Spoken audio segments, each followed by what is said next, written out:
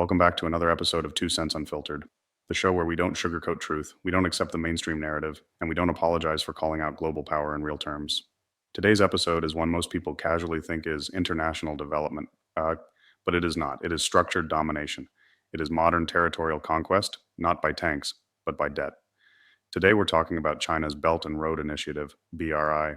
To put it bluntly, China's Belt and Road Initiative bankrupts the countries that accept China's terms, and then China seizes ports, land, infrastructure, and uses it to expand military reach. This is not foreign aid. This is not goodwill. This is not charity. This is hostile takeover using contracts instead of bullets. What Belt and Road really is, the propaganda term, is global infrastructure development. But in plain terms, China finds poor or strategically located countries, offers cheap-looking loans, and those loans are structured to ensure default. Then China takes what it wants: ports, mineral rights, land, airfields, shipping infrastructure, sometimes even the exclusive right to operate it. Think of it like a landlord offering discounted rent while knowing the tenants can't afford month 6, and then when they can't pay, he takes their car, their house, their land. This is not theoretical. This is happening, has happened dozens of times. Sri Lanka built Hambantota Port with Chinese BRI money. China structured the loan with high interest, short grace period, terms based on performance projections that China knew were impossible Sri Lanka defaults. China takes control of the port for 99 years. 99 years. That's basically permanent occupation without firing a shot. This port has dual use capability, meaning civilian on paper, military anytime China wants. China now has a strategic foothold in the Indian Ocean, right on India's maritime flank. That's not development, that's deployment.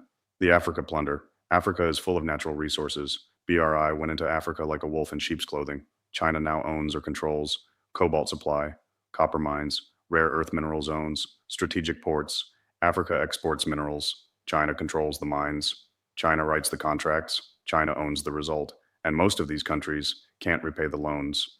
That is not coincidence. That is design. The next goal? Own the islands between China and the US and Australia. BRI has been quietly locking small islands into debt. Vanuatu, Solomon Islands, Kiribati, Samoa, Tonga, Fiji. These islands can't repay, so China takes airfield rights, dock rights, long-term operating rights, intelligence/surveillance stations. This is strategic positioning for future military power projection into the Central Pacific. This is about warfighting positioning, early stages. Strategic map, why ports matter. Ports are not gas stations for ships. Ports are data collection sensors, military staging points, logistics control hubs, supply chain choke points. If China controls global ports, China controls global shipping access, and the world economy runs on shipping. If China can dictate who unloads, who moves cargo, who gets berth priority, that is power greater than missiles. This is 21st century world domination. Here's how China sells it. Western nations don't invest in your country, but we will. China plays therapist, China plays friend. China plays, we understand your struggles. Meanwhile, the contracts are predatory. China hires Chinese labor, not locals. China imports Chinese steel, not local materials. China builds Chinese-owned facilities, not local ownership. So the country gets debt, but China gets assets. It's colonialism with construction paperwork. If the US doesn't counter this, China will have global port dominance, global mineral dominance, global supply chain leverage, military forward bases. Inside debt-trapped countries, influence over shipping lanes that control global trade. You win a war before the war by controlling the fuel, the roads, and the ports. China is doing exactly that. We are watching a quiet version of pre-World War II imperial expansion, just using accountants instead of armies. The Belt and Road Initiative is not development.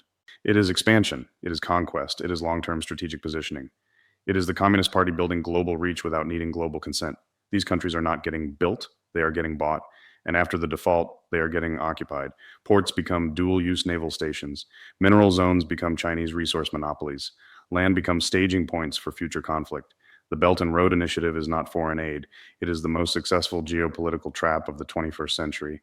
This has been 2 Cents Unfiltered, where we don't soften the truth, we expose it. If you like this episode, subscribe, share it, send it to someone who still thinks China is doing charity work, because freedom doesn't erode all at once. It erodes contract by contract. And that's today's dose of 2 cents.